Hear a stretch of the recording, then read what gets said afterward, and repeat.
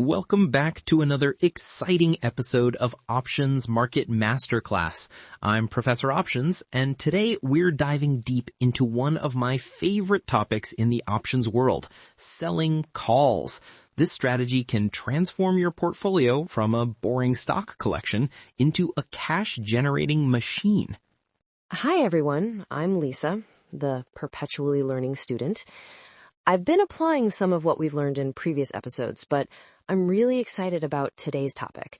Professor, you've mentioned before that selling calls can create an extra income stream. Can you explain how exactly that works? Absolutely, Lisa. That's the beauty of the options market. It's like having multiple income streams flowing into your financial river. When you sell a call option, you're essentially selling someone else the right to buy your stock at a predetermined price, the strike price within a specific time frame. And for giving them this right, you receive money up front, called the premium. It's like renting out your stocks. That sounds promising. So I get paid immediately when I sell the call, regardless of what happens later? Precisely. The premium is yours to keep no matter what happens. It's yours the moment the trade is executed. This is why I'm so passionate about options. They give you ways to make money that simply don't exist in the regular stock market. But there must be some risks, right? I mean, it sounds too good to be true, getting paid just for giving someone the right to buy my stock. Good question. You're learning to think like an options trader. The main risk is that if the stock price rises above your strike price, you might have to sell your shares at the strike price, even if the market price is higher. This means you could miss out on some potential gains, but remember, you're getting that premium as compensation for taking on that obligation. I see. So let's walk through a real example. Say I own 100 shares of, let's use Apple. How would a covered call work in this case? Perfect example. Let's say you own 100 shares of Apple trading at $200 per share. You could sell a covered call with a $210 strike price that expires in 1 month and receive, let's say, $5 per share in premium. That's $500 in your pocket immediately. So I get $500 right away. Then what are the possible outcomes? Two main scenarios. First, if Apple stays below $210 by expiration, the option expires worthless, you keep your shares, and the $500 premium.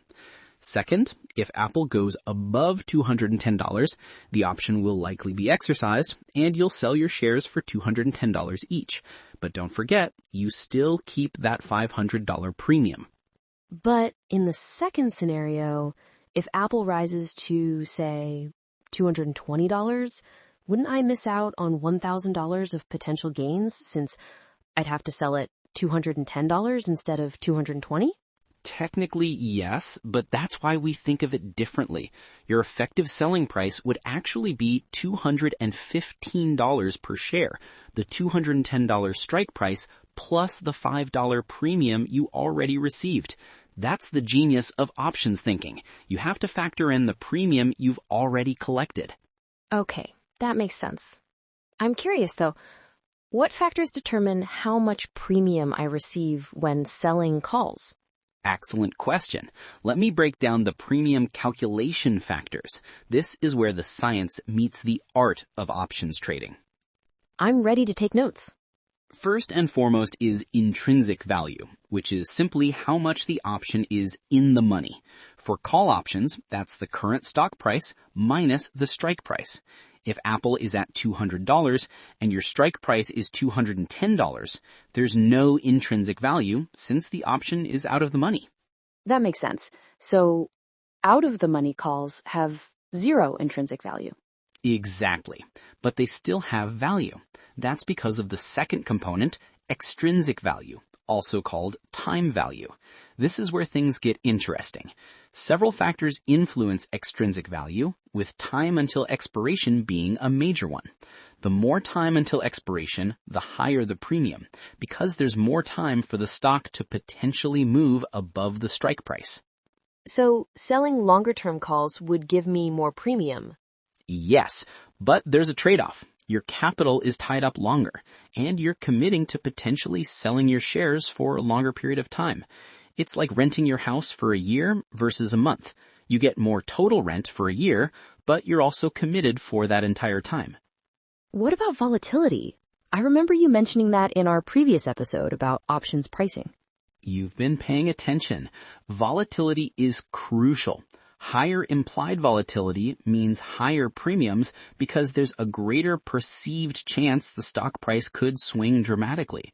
This is why selling calls on more volatile stocks like Tesla or Nvidia can generate more premium than on stable stocks like Coca-Cola or Johnson & Johnson. So during market uncertainty or around earnings announcements when volatility is higher, I could potentially get more premium? Absolutely right. Many savvy options traders specifically target earning seasons or volatile market periods for this very reason. Let me give you a real-world example that happened recently with Tesla. I'd love to hear it. Before Tesla's earnings last quarter, implied volatility spiked to over 85%. That's extremely high. Investors who own Tesla shares could sell covered calls with strike prices 15% above the current price and still receive about $10 per share in premium for just a 2-week expiration period. That's significant income for a short time frame. Wow, that's substantial. But I'm guessing that's also because Tesla itself is a volatile stock. Exactly. Compare that to something like Procter & Gamble, where you might get only $1 or $2 per share for a similar out-of-the-money call because it's a much more stable stock. The market doesn't expect wild price swings from companies selling everyday necessities. Are there other factors that affect the premium besides time and volatility? Yes. Interest rates can also impact option premiums. As rates rise, call option premiums tend to increase slightly. Also, dividends matter. If a stock pays a significant dividend during the option's lifetime, it can affect the premium calculation. But time and volatility are the big ones. So, how do I decide which strike price to choose when selling covered calls? Another excellent question. This is where strategy comes in. It depends on your outlook and goals. If you're very bullish on the stock, you might choose a higher strike price to reduce the chance of having your shares called away, though you'll receive less premium. If you're neutral or slightly bearish, a lower strike price gives you more premium, but increases the chance your shares will be called away. Could you show me how this would work with another real market example? Sure. Let's use Microsoft as our example. Say Microsoft is trading at $400 per share, and you own 100 shares.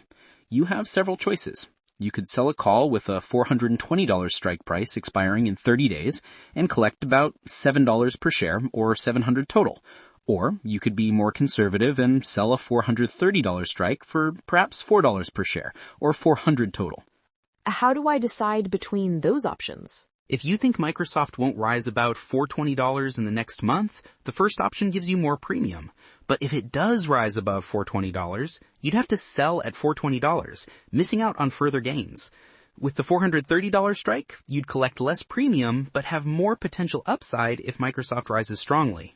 I see. It's really about balancing immediate income against potential future gains. Precisely. And here's where covered calls really shine. They can be a systematic source of future earnings. Imagine selling covered calls every month on stocks you own. Even if you're collecting just 1 to 2% of your stock value in premium each month, that adds up to a significant annualized return. Could you break down how that works as a consistent income strategy? Let's use a conservative example. Say you have a $100,000 portfolio of solid blue chip stocks. If you sell covered calls that generate just 1% per month in premium, that's $1,000 monthly income, or $12,000 per year, a 12% yield just from options premiums, not including any dividends or stock appreciation. That's quite impressive when you think about it annually. And that's why I call it the options advantage. Where else can you generate that kind of consistent income on investments you already own? The stock market alone can't do that. Are there any specific market conditions where covered calls work especially well? Great question.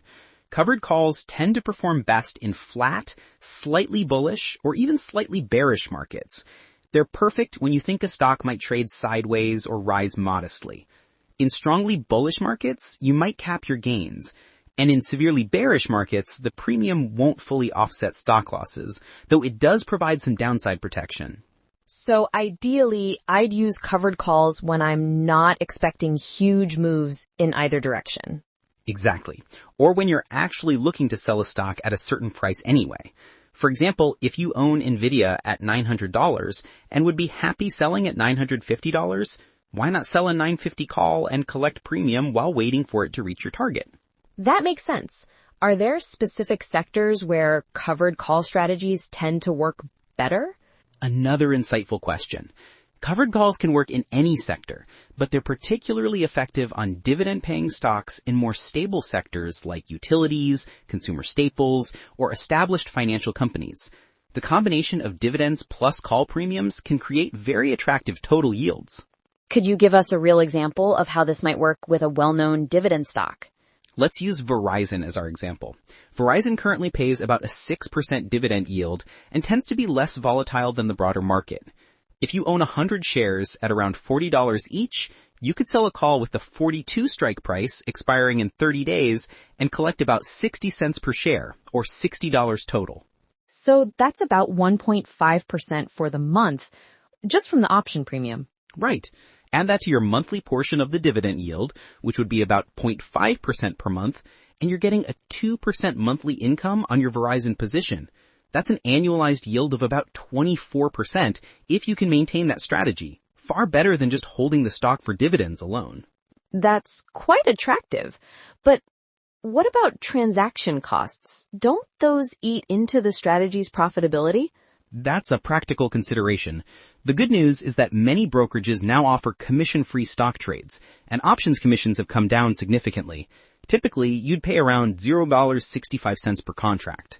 So, on our Verizon example, you'd pay less than $1 in commissions to collect $60 in premium, a minimal impact. I'm starting to see why you're so enthusiastic about option strategies compared to just buying and holding stocks. It's like comparing a regular garden to a permaculture garden that produces multiple yields from the same space.